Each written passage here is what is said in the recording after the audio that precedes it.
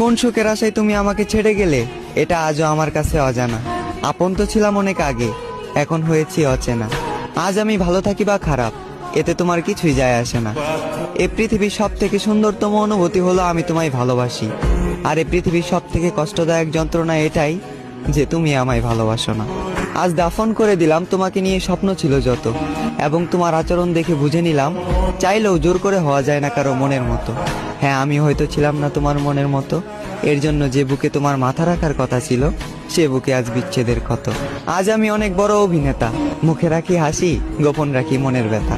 আমি এখানে তোমার দোষ দেব না অযথা, কারণ যে নিজের ইচ্ছায় নিজের জীবন শেষ করে তাকে বলা হয় আত্মহত্যা। হ্যাঁ, আমি নিজের ইচ্ছায় নিজের জীবন শেষ করেছি, কারণ আমি নিজেই বলেছি ভালোবাসার কথা।